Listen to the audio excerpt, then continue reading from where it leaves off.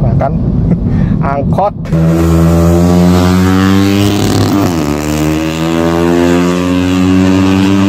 Oke ngap, balik lagi sama gue di Kang Petrolhead. Nah, jadi kali ini gue bakal test drive sekaligus kita nggak cuma test drive mobilnya ya ngap. Kita nggak cuma test drive si Gesia GK5, tapi kita juga bakal nyoba itu jalan tol baru. Nah, ini gue lagi ada di dekat gerbang tol Polan Harjo.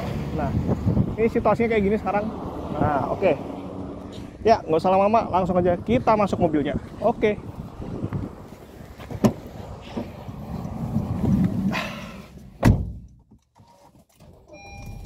Oke, sebelumnya kita baca bismillah dulu, kita doa dulu. Bismillahirrahmanirrahim. Nah, jadi sekarang gue bakal test drive si Honda Jazz RS 1500 atau Jazz GK5 tahun 2018 yang udah gue namain si Gesia GK5. Jadi sekarang kita langsung aja ya ngap. Oke. Oh ya, untuk setir dia udah bisa tilt dan teleskopik. Ini gue naikin dikit. Kita langsung jalan.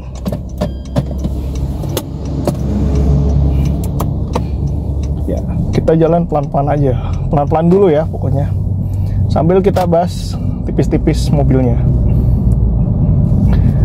Oke ngap, jadi yang gua rasain ya untuk first impression bahwa Jazz GK5 itu adalah visibilitasnya tuh luas, pandangannya tuh gede. Nah, kalian bisa lihat kan? Tuh.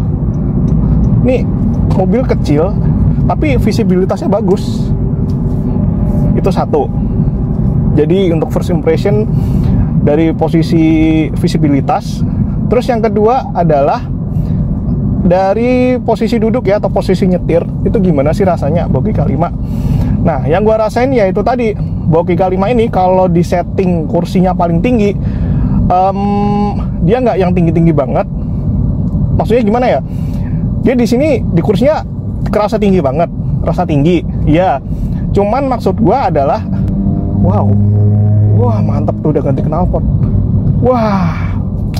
wow, kayaknya seru juga tuh. Oke, itu coming soon ya, kayaknya seru tuh gua projectin kayak begitu. Sekarang kita salip truk ini, kita pakai D.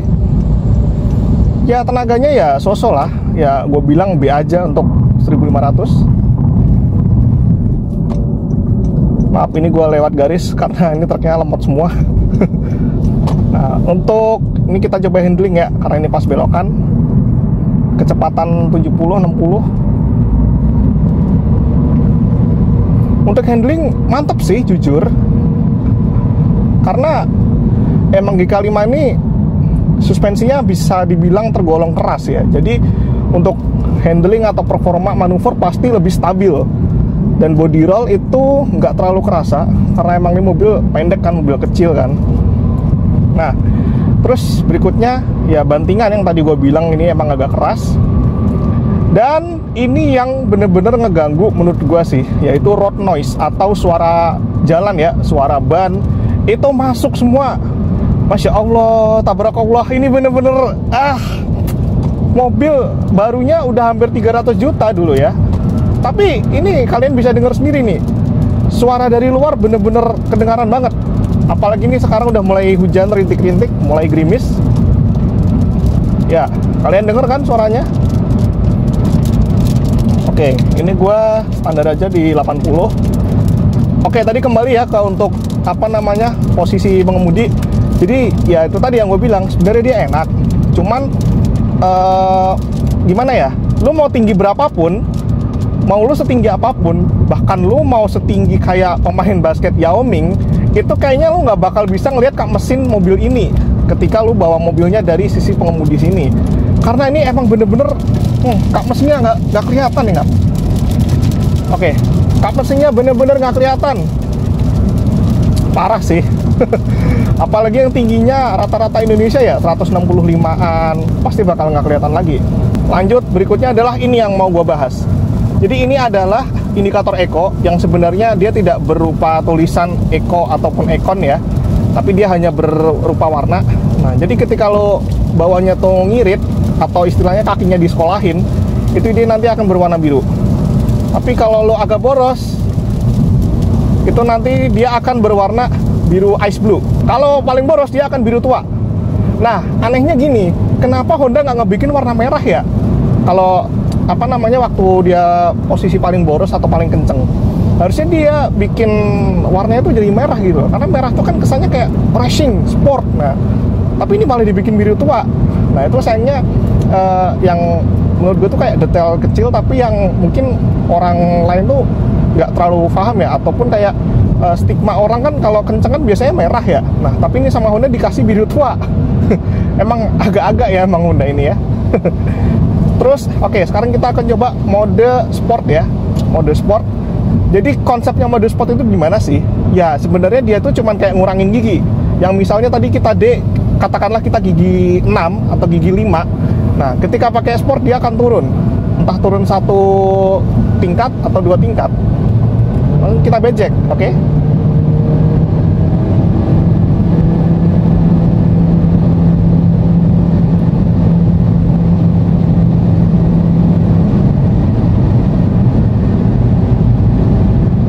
Ya, road noise, suara angin masuk semua. Emang ya, Jazz itu wajib banget yang namanya pasang peredam. Tapi gua nggak tahu mau gua pasang kapan sih.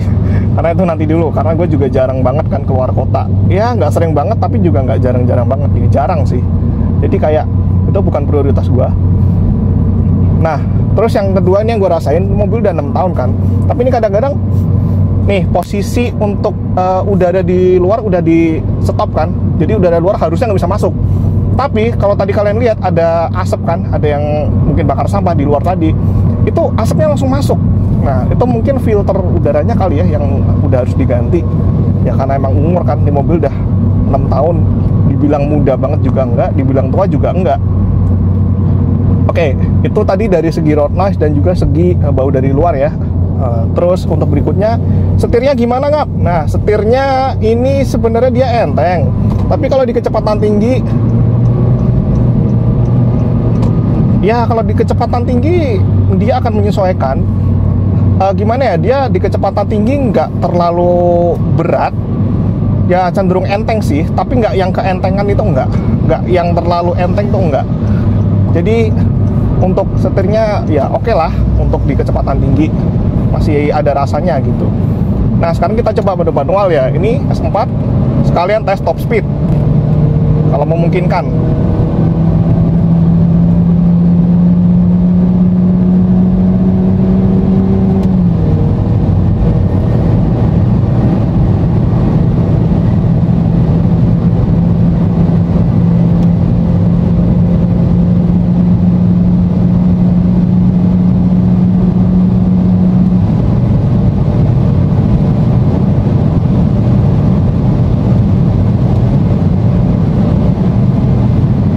Jadi barusan gue nyoba, dia nggak memungkinkan ya buat ngetes sampai seberapa mentoknya, karena emang treknya ya sebenarnya treknya panjang, cuman kan di depan kan banyak kendaraan ya, banyak truk, itu kan kalian bisa lihat sendiri, ada mobil juga, jadi kayak ya gue nggak bisa maksimal di sini. Nah untuk transmisi, BTW untuk transmisi dia menggunakan transmisi CVT 7 speed atau 7 percepatan dengan mode Tiptronic di mode sportnya. Ya sebenarnya lo pakai di mode D bisa, tapi ya responsnya juga nggak akan terlalu bagus gitu. Dan kalau menurut gua sendiri sih untuk perpindahan giginya ya CVT ya kalian tahu halus sih, halus, tapi ya begitulah, halus tapi lemot. Jadi kayak ya udah be aja gitu loh. Kayak apalagi nih 1500 dikasih 7 speed, apa nggak mubazir ya? Kalau kata gue sih mubazir ya, soalnya gimana ya? Tadi aja kalian bisa lihat kan 160 aja cuman sampai di gigi 6. Ya itu aja udah kayak berat kan, 160 ke atas tuh udah mulai berat. Dan untuk konsumsi tadi gue barusan ngetes ya sebelum gue nge-record, itu gue ngisi dari Jogja daerah Sleman sampai ke saat ini tembus average-nya bisa 15,5 km per liter dengan rute Jogja Solo yang cukup normal ya pada sore hari. Maksudnya tuh nggak rame ya, rame tapi nggak padat lah, nggak sampai macet gitu, nggak. Cuma tadi macetnya karena ada perbaikan jalan. Dan gua rasa normal sih untuk rute luar kota, ya cukup irit. Tapi gua pernah bawa dari Jakarta ke Jogja, itu kaki gua bener-bener gak disekolahin. Itu dia cuma bisa tembus 12, berapa ya? 12,2 kayaknya. Sekitar 12 km per literan lah antara itu. Oke Ngap, ini kita udah nyampe di gerbang tol Banyudono. Ya kalau gue bilang sih ini jalan tolnya cukup enak ya, karena ya masih baru. Tapi gue nggak tahu kualitasnya ntar gimana. Apakah kualitasnya dia bakal menurun? Cumi darat. Solawatin dulu nggak sih? Ya gue nggak tahu untuk kualitasnya gimana. Tapi yang pasti ini tolnya cukup enak, cukup nyaman, tapi ada beberapa bagian yang bumpy. Oke, kita tap dulu Ngap. Oh iya, yang mau gue bilang kemarin waktu gue review kan, gue bakal jelasin ini apa sih yang gerak-gerak ini angkanya di atasnya jam. Itu tuh sebenarnya buat indikator bensin juga. Maksudnya tuh indikator kilometer per liter, tapi ini mode analog. Nah, kalau yang ini kan average ini kan ini mode digital ya. Nah, kalau ini tuh mode analognya. Nah, ini kalau ini sekarang gua gas, ini kalau gua pentokin dia cuma di sini. Nah, itu dia mentok di situ. Tapi kalau ini gasnya gua lepas, nah dia akan menyesuaikan. Dia akan bergerak sampai mentok ya di 50 km per liter. Tapi kalau kita bawanya nyantai, ini biasanya ada di kisaran sini 25 km per liter, terus 20 km per liter, biasanya di sekitaran itu sih. Itu Ngap. Nah, overall ya untuk test drive Jazz ini ya, kalau gue kasih nilai, berapa sih nilainya untuk sebuah hatchback? Ya jujur gue belum bisa menilai terlalu signifikan ya, karena emang gue baru nyoba kelas sedan atau hatchback di 1500 tuh baru Jazz ini sama Mazda 2, tapi itu pun juga Mazda 2 yang sedan dan tahun lama.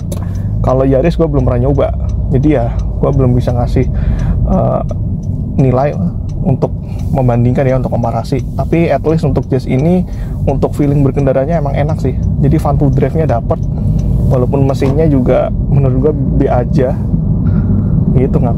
Nah ini kalau di jalan raya kalian mungkin bisa lebih dengerin ya untuk suara dari luar ke depan kabin itu gimana. Oke. Ya yang pasti road noise-nya sih, road noise-nya ini kebangetan. Ini aja gini ya, kalau menurut gue gini, ini kan bannya udah gue ganti yang depan karena waktu itu udah benjol kan. Ya udah gue ganti sekalian, gue beli baru tuh Camiro GTX Pro. Nah sebelumnya ini mobil bannya pakai Turanza kan bawaannya kan, kalau nggak salah dia pakai Turanza deh. Waduh gila itu berisiknya minta ampun. Edan itu berisik banget, parah berisik, lebih berisik dari ini. Bahkan kayak kalau lu ngomong pun lu harus teriak-teriak karena emang saking berisiknya ya banyak bawaannya Jazz itu.